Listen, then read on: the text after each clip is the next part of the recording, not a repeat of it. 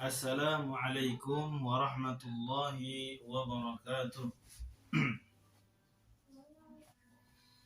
Bismillah, walhamdulillah, wassalatu wassalamu ala rasulillah wa ala alihi wa sahbihi wa mawalah. La hawla wa la quwwata illa billahil aliyyil azim. Subhanaka la ilma lana illa ma 'allamtana innaka antal alimul hakim. Rabbi shrah li sadri wa yassir li amri wa hlul 'uqdatam min lisani yafqahu qawli. Allahumma anfa'na bima 'allamtana wa 'allimna ma yanfa'una wa zidna 'ilman wa yaqina.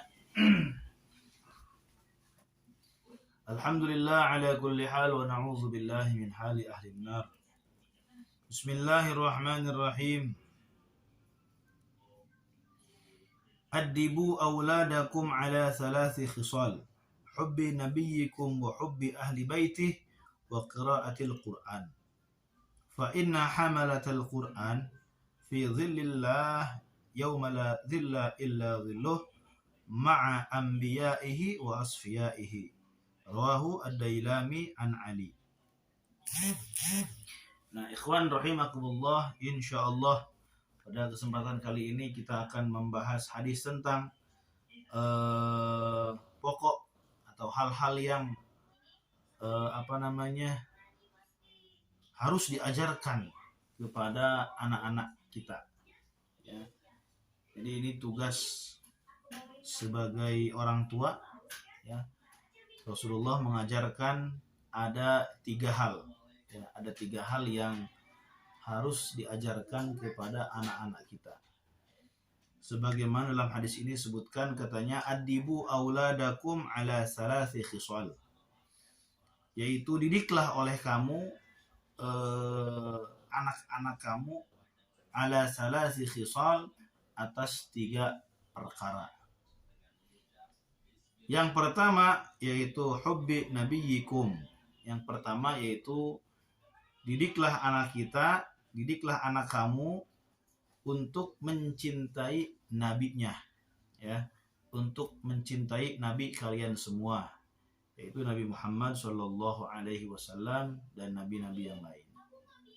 Ya, nabi kita yaitu Nabi Muhammad sallallahu alaihi wasallam, ya.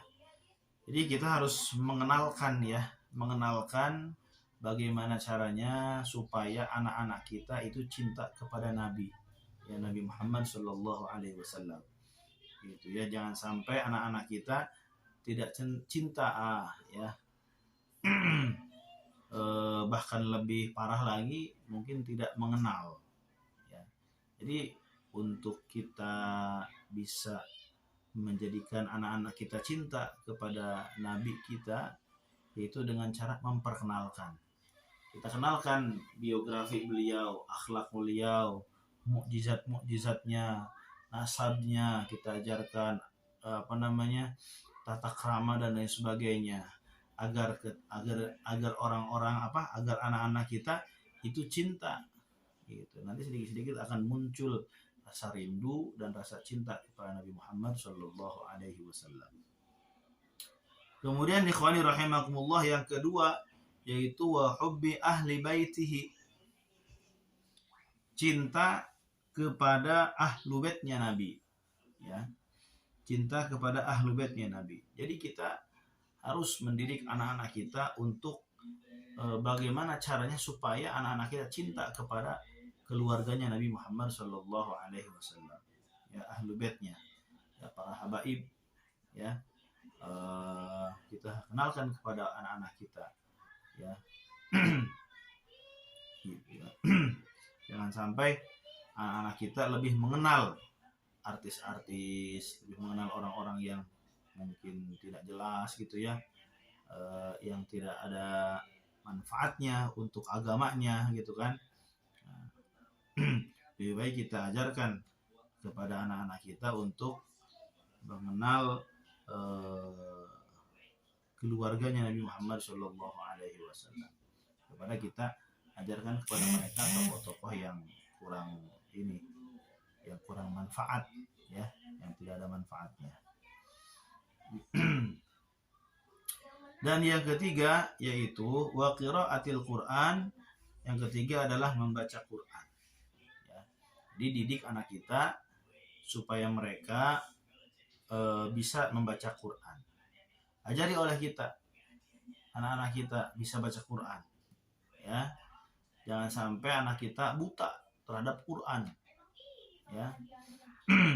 Kalau kita tidak bisa, berikan kepada ustadz-ustadz, kepada guru-guru ngaji, supaya anak kita dididik oleh mereka semua, ya. Karena membaca Quran sangat penting sekali, ya. Bahkan kita kalau sosial eksperimen, ya, di lingkungan kita mungkin, ya, di tempat umum kita untuk mengetes bacaan Quran anak-anak muslim di zaman sekarang, mungkin, ya, di sebagian wilayah mungkin banyak yang belum bisa, ya, karena mungkin tadi itu orang tuanya tidak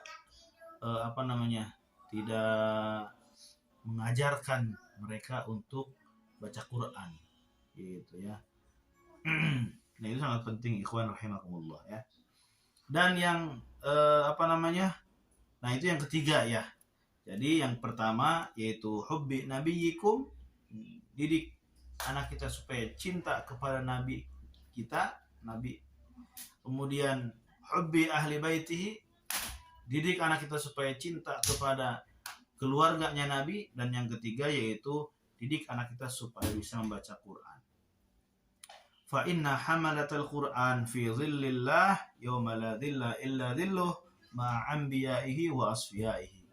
Karena sesungguhnya orang yang menghafal Quran itu nanti akan berada pada naungan Allah, ya, naungan Allah, di mana, ya, di hari yang tidak ada naungan kecuali naungan Allah, yaitu orang-orang yang hafal Quran, yang mengamalkan Quran, yang memahami maknanya, ya, dia akan dinaungi oleh Allah Subhanahu wa taala ketika tidak ada naungan kecuali naungan Allah Subhanahu wa taala. Beserta siapa? Ma'a anbiyaihi wa asfiyaihi. Beserta para nabinya Allah dan para kekasih-kekasihnya Allah. Dikumpulkan orang-orang yang hafal Quran. Hamalatul Quran. Apa hamalatul Quran? Yaitu membaca Quran, memahami maknanya, kemudian mengamalkan apa yang ada dalam Quran, ya. Gitu, ikhwan semua yang dirahmati Allah Subhanahu wa taala. Mudah-mudahan kita semua diberikan kekuatan oleh Allah Subhanahu wa taala, diberikan taufik dan hidayah oleh Allah Subhanahu wa taala, dan juga diberikan kita kita bisa Allah supaya kita menjadi orang tua, ya, orang tua yang mampu mendidik anak-anak kita menjadi generasi yang islami. Amin ya Allah ya rabbal alamin. Kurang lebihnya al-fakir mohon maaf. Wal afu minkum. Wassalamualaikum warahmatullahi wabarakatuh.